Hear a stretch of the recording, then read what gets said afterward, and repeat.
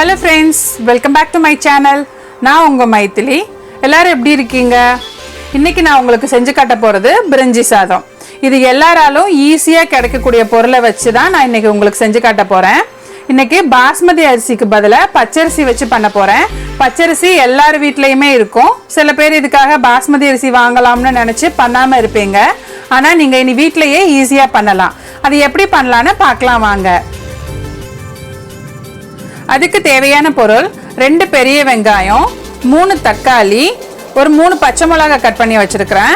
அப்புறம் 1/2 கப் பச்சை பட்டாணி, 2 கேரட், 200 கிராம் பீன்ஸ், அப்புறம் மிளகாத்தூள் 1 டீஸ்பூன், மல்லித்தூள் 1/2 டீஸ்பூன், மஞ்சள் தூள் 1/4 டீஸ்பூன், கொத்தமல்லி ஒரு 1/2 கை கட் பண்ணி வச்சிருக்கிறேன். அப்புறம் புதினா ஒரு 1/2 கை, அப்புறம் பச்சரிசி வந்துட்டு ஒரு 3 ஆழாக்குனா 3 கப்பு. அதை வந்து கழுவி 1/2 மணி நேரம் ஊற வச்சிருக்கேன். அப்புறம் ஸ்பைசஸ், எல்லா ஸ்பைசஸுமே இந்த பிரிஞ்சி சாதத்துக்கு எடுத்துக்கிறணும். தேவையான அளவு உப்பு, அப்புறம் இஞ்சி பூண்டு பேஸ்ட் வந்து ஒரு 3 டேபிள் ஸ்பூன் வச்சுருக்கேன். இதை எப்படி பண்ணலான்னு வீடியோக்குள்ளே போய் பார்க்கலாம் வாங்க.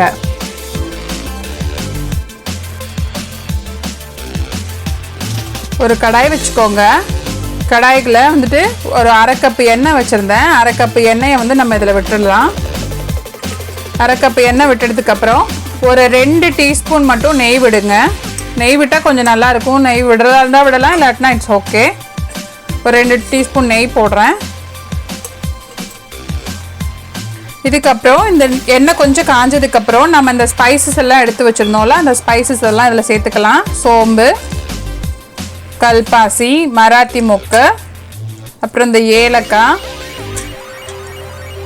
ஜாதி பத்திரி, பிரிஞ்சி இலை, பட்டை, இது எல்லாத்தையுமே நம்ம சேர்த்துக்கலாம்.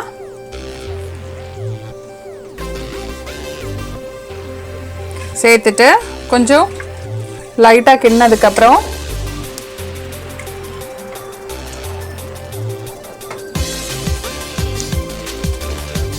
நம்ம இந்த வெங்காயத்தை இதில் சேர்த்துக்கலாம். வெங்காயத்தை நல்லா வதக்கிக்கலாம். இந்த பிரிஞ்சிக்கு மட்டும் நீங்கள் எல்லா ஸ்பைசஸுமே சேர்த்தா அந்த வாசம் ரொம்ப நல்லா இருக்கும். அதனால மேக்ஸிமம் நீங்கள் எல்லா ஸ்பைசஸுமே சேர்த்துக்கோங்க. நான் இப்போ சேர்த்தது எல்லாமே சேர்த்துக்கோங்க. அப்புறம் இந்த வெங்காயத்தை வந்து நீங்கள் ரொம்ப இந்த பிரியாணிக்கு வந்து நம்ம பொன்னிறமாக வதக்குவோம்ல, அந்த மாதிரி வதக்கணும்னு அவசியம் இல்லை. அது கொஞ்சம் நல்லா வெந்தாலே போதும். இப்போ நம்ம இதை நல்லா வேகிற அளவுக்கு வதக்கிக்கலாம்.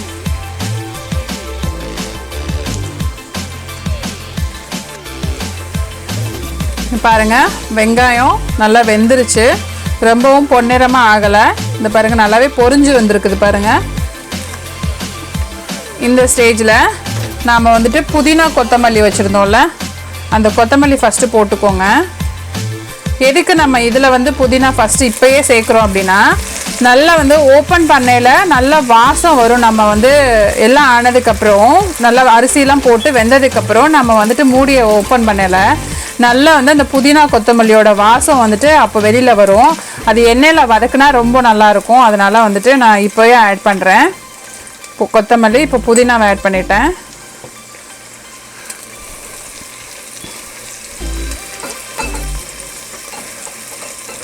இதை ஒரு நிமிஷம் வந்துட்டு நல்லா இந்த எண்ணெயில் நல்லா வதக்கிக்கோங்க.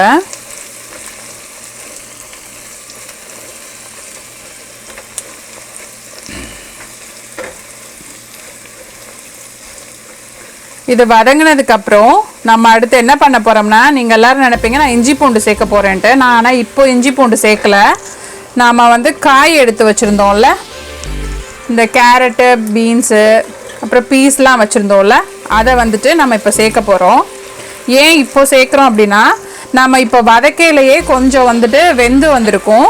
அதுக்கப்புறம் வந்துட்டு நம்ம இஞ்சி பூண்டு சேர்த்துட்டு தண்ணியில் வந்துட்டு கொஞ்சம் ரொம்ப நேரம் நம்ம கொதிக்க விட தேவையில்லை. ஸோ அப்போயே பாதி வெந்துடும். இப்போ பாதி வெந்துருச்சுன்னா தண்ணியில் போட்டு கொதிக்கல, அது இன்னும் கொஞ்சம் நேரம் வெந்துடும். அப்போ காய் நல்லாவே எல்லா காயும் நல்லா வெந்து வந்திருக்கும் உங்களுக்கு. இல்லாட்டினா நீங்கள் வந்துட்டு சீக்கிரம் தண்ணி நம்ம கரெக்டான அளவு தண்ணி ஊற்றுறதுனால உங்களுக்கு வந்துட்டு சில காய் வந்து வெந்தும் வேகாமல் இருக்கும். பீன்ஸ்லாம் கொஞ்சம் வேகாத மாதிரி தெரியும், நறுச்சுன்னு இருக்கும். ஸோ கிட்ஸுக்கெலாம் சாப்பிடையில வந்துட்டு அது சரியாக சாப்பிட முடியாது. நீங்கள் அப்போ இது பண்ணிங்கன்னா எல்லா காயும் நல்லா ஈவனாக வெந்திருக்கும்.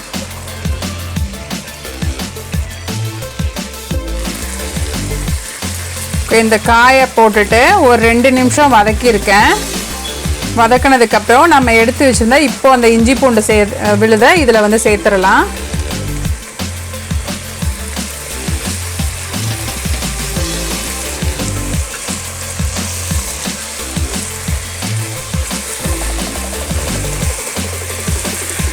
அந்த இஞ்சி பூண்டு வாசம் வர்ற வரைக்கும் கொஞ்சம் வதக்குங்க. இதை ஒரு 2 நிமிஷம் வதக்கிட்டு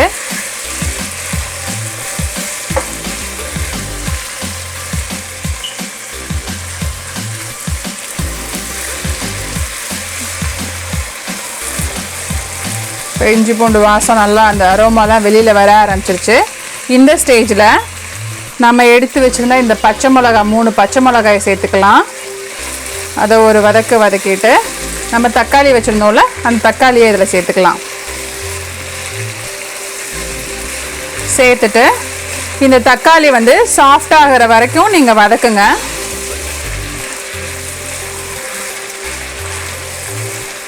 தக்காளி நல்லா மசியட்டும். இப்போ பாருங்கள், தக்காளி எல்லாம் நல்லா வெந்துருச்சு. தக்காளி எல்லாம் நல்லா வெந்து மசிஞ்சு எல்லாமே கரெக்டாக ஆகிடுச்சு. இப்போ நம்ம என்ன பண்ணுறோம்னா இந்த எடுத்து வச்சுருந்த இந்த மசாலா பொடியை இதில் சேர்த்துடலாம். மிளகாத்தூள், மல்லித்தூள், மஞ்சத்தூள் இதெல்லாம் சேர்த்துட்டு இதை ஒரு லைட்டாக ஒரு கிண்டு மட்டும் கிண்டி விட்டுட்டு அப்புறம் இதில் உப்பும் ஆட் பண்ணிக்கலாம்.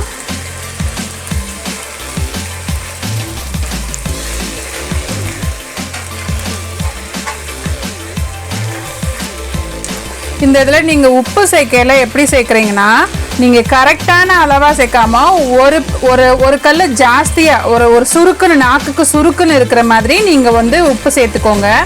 எதுக்குன்னா நம்ம அரிசியும் இதில் சேர்க்கறதுனால அப்போ தான் வந்து கரெக்டாக ரெண்டுத்துக்குமே மேட்ச் ஆகும்.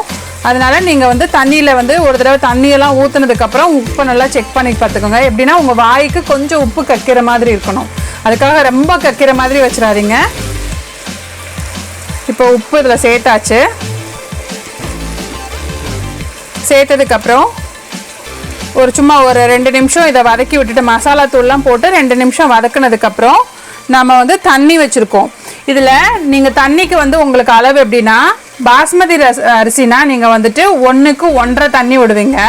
இதே தான் நான் இன்றைக்கி வந்து பச்சரிசி வச்சுருக்கேன் இல்லையா, ஸோ அதனால் அதுவும் அரை மணி நேரம் ஊற வச்சு வச்சுருக்கேன். ஸோ 1க்கு 2 கப்பு தண்ணி விட்டுக்கோங்க. நான் இன்றைக்கி 3 கப்பு வச்சுருக்கேன் இல்லையா, 3க்கு வந்துட்டு 6 கப்பு தண்ணி விட்டுருக்கேன். இப்போ எல்லாம் இதாகிடுச்சு. இப்போ நம்ம தண்ணி விட்டுடலாம்.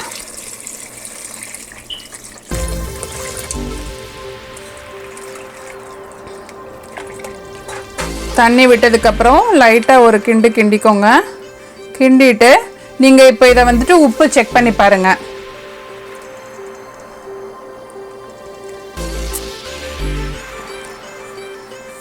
உப்பு எனக்கு இப்போ எப்படி இருக்குன்னா கரெக்டாக இருக்குது. அதனால நான் இன்னும் கொஞ்சம் உப்பு இதில் ஆட் பண்ண போகிறேன்.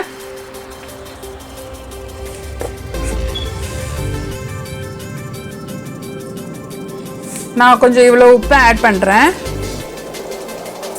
இது என்னென்னா ஒரு டீஸ்பூனுக்கு இருக்கும் இந்த உப்பு. இந்த உப்பை மறுபடியும் போட்டுட்டு லைட்டாக கிண்டிக்கோங்க. இப்போ மறுபடியும் உப்பு பார்க்கலாம்.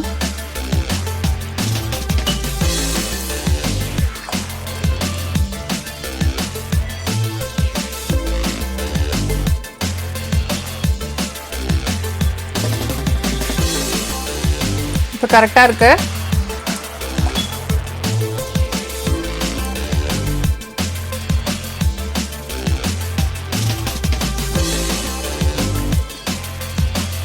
எப்படி இருக்குதுன்னா இது நான் இப்போ டேஸ்ட் பண்ணி பார்த்ததுல உப்பு வந்துட்டு கூட இருக்கணும், கரெக்டான அளவாக இருக்கக்கூடாது. நான் முன்னாலே சொல்லியிருக்கேன்னு நினைக்கிறேன். இப்போ உப்பு வந்துட்டு எப்படி இருக்கும்னா உங்கள் நாக்குக்கு ஒரு இது உப்பு கக்கிற அளவுக்கு இருக்கணும். அப்போ தான் அரிசியோடு சேர்க்கையில் கரெக்டாக ஒரு பதத்துக்கு வரும்.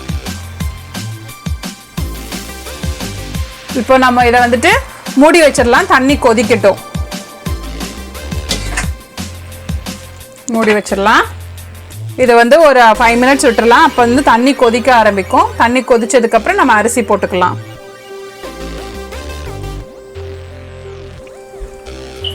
இப்போ பாருங்க தண்ணி நல்லா கொதிச்சிருச்சு. இந்த ஸ்டேஜில் நம்ம வந்துட்டு அரிசி சேர்க்கலாம்.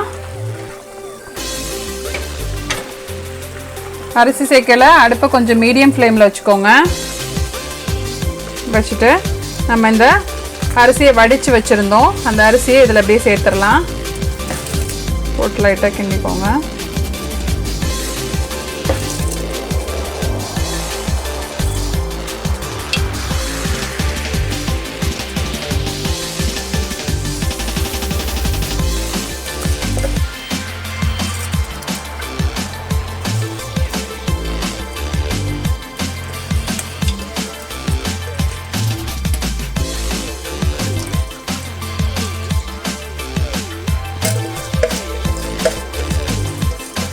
இது ஒரு அரை மணி நேரம் பச்சரிசிங்கிறதுனால நீங்கள் ஒரு அரை மணி நேரம் நல்லா கழுவிட்டு ஊற வச்சு வச்சிங்கன்னா உங்களுக்கு கரெக்டாக இருக்கும். அரிசியும் நல்லா வெந்து வந்திருக்கும், விதை விதையாக இல்லாமல்.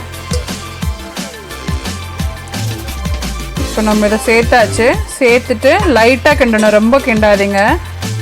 லைட்டாக கிண்டிட்டு நம்ம இதை வந்து மூடி வச்சிடலாம். இதை வந்து ஒரு 5 மினிட்ஸ்க்கு அப்புறம் திருப்பி நம்ம வந்துட்டு மறுபடியும் கிண்டுவோம். அப்போ தான் வந்துட்டு மசாலா வந்துட்டு அரிசியும் மசாலா காயெல்லாம் ஒன்றா சேரும். இது ஒரு 5 மினிட்ஸ் அப்படியே மூடி இருக்கட்டும். பாருங்கள் 5 நிமிஷம் ஆச்சு. 5 நிமிஷத்துக்கு அப்புறம் நம்ம இதை லைட்டாக கிண்டி விடணும். மேலே ஃபுல்லாக மசாலாவாக வந்து நிற்கிது பாருங்கள். ஸோ சாப்பாடெல்லாம் அடியில் இருக்கும், அதனால நம்ம லைட்டாக, ரொம்பவும் இதாக கிளறாதீங்க. லைட்டாக இப்படி மேலே அரிசியெல்லாம் இப்படி மேலாப்பில் எடுத்து விடுங்க. ரொம்ப இப்படி கரண்டி போட்டு இப்படியே கிண்டிக்கிட்டே இருக்காதிங்க. லைட்டாக இப்படி மேலாப்பில் அரிசி இப்படி தூக்கி விட்டாலே போதும். இப்போ தூக்கி விட்டுட்டு மசாலா எல்லாம் இப்போ மறுபடியும் எல்லாம் அரிசியோட மசாலா எல்லாம் ஒன்று சேருது. இப்போ மறுபடியும் என்ன பண்ணுறோம்னா மறுபடியும் மூடி வச்சிடலாம்.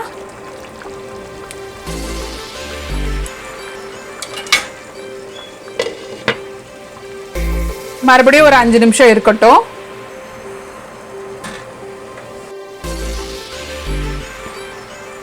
பாருங்க அடுத்து மறுபடியும் நம்ம பார்க்கலாம். ஃபுல்லாக சுற்றி புகை வருது பாருங்க. இதை சுற்றி புகை வரும், நீங்கள் அந்த ஸ்டேஜில் வந்துட்டு எடுத்துக்கலாம்.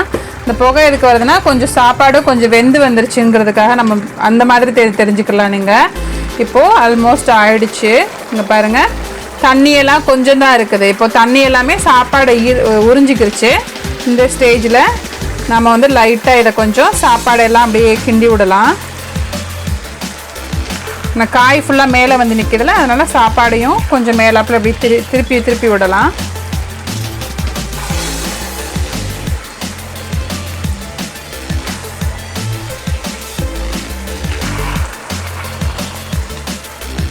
ரொம்ப இப்போ ஹையில் வைக்காதீங்க. இப்போ இந்த ஸ்டேஜில் நீங்கள் வந்துட்டு அப்படியே சிம்மில் வச்சுருங்க. ரொம்ப லோ ஃப்ளேமில் வச்சுட்டு நீங்கள் என்ன பண்ணணும்னா லைட்டாக கிண்டி விட்டுட்டு அடுப்பை சாப்பாடை லைட்டாக கிண்டி விட்டுருங்க. இப்போ என்ன பண்ணுறீங்கன்னா ஃபுல்லாக இப்போ சாப்பாடு தண்ணி எல்லாமே நல்லா உறிஞ்சிக்கிருச்சு. லைட்டாக தான் தண்ணி இருக்குது. இப்போ வந்து நீங்கள் என்ன பண்ண போகிறீங்கன்னா ஃபுல்லாக லோ ஃப்ளேமில் வச்சுக்கோங்க. லோ ஃப்ளேமில் வச்சுட்டு இதை இப்படியே இது பண்ணிவிட்டு நீங்கள் மூடி வச்சுருங்க. இது ஒரு 10 நிமிஷம் லோ ஃப்ளேம்லேயே தம்மில் இருக்கட்டும். நம்ம 10 நிமிஷத்துக்கு அப்புறம் ஓப்பன் பண்ணி பார்க்கலாம்.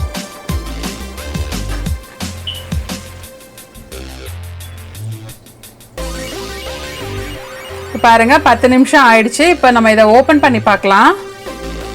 ஓப்பன் பண்ணிவிட்டு இங்கே பாருங்கள் ஃபுல்லாக அந்த தண்ணி இருந்துச்சுல, அந்த தண்ணி எல்லாமே இப்போ வத்திடுச்சு. சாப்பாடோடு எல்லாம் சேர்ந்து இப்போ எல்லாம் கரெக்டாக ஆகிடுச்சு. நம்ம இதை வந்துட்டு சாப்பாடு வெந்துருச்சான்னு பார்க்கலாம். லைட்டாக மட்டும் கிண்டி விட்டுக்குங்க, ரொம்ப கிண்டாதீங்க, சாப்பாடு உடஞ்சிரும். லைட்டாக மேலாப்ப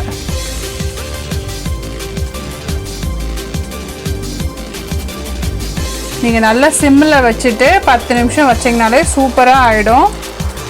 சிம்மில் வச்சாலும் இல்லாட்டினா அடி பிடிச்சி போயிடும். இப்போ பாருங்கள் நம்ம சாப்பாடு வெந்துருச்சான்னு செக் பண்ணலாம்.